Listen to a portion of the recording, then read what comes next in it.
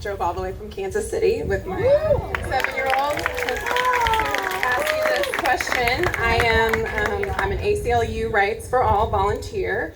I am not going to waste your time telling you how terrible our criminal justice system is.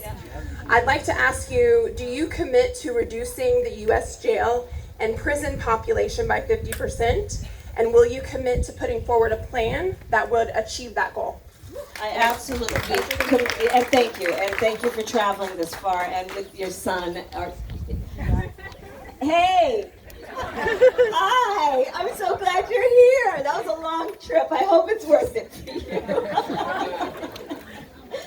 I absolutely am, without any question, committed to reducing the prison population. I'm not going to commit to a specific number because I want to make sure I can meet it.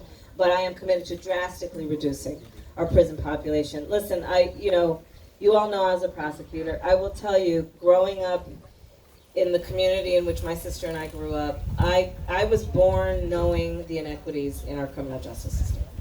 I have to learn it. I lived it.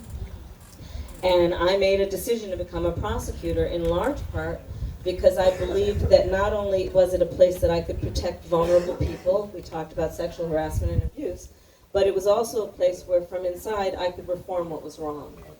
And so I am proud that in my career, as a district attorney, twice elected in San Francisco, I started one of the first reentry initiatives in the country, focused on getting former offenders jobs in counseling.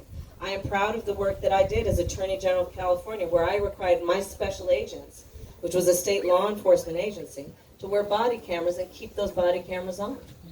I am proud of the work that I did in the United States Senate, saying that we need to reform America's money bail system because there are people who stay in jail every day, waiting trial for days, weeks, months, or even years, simply because they can't afford bail, and the person who has the money in their back pocket get out, and they're living a free life.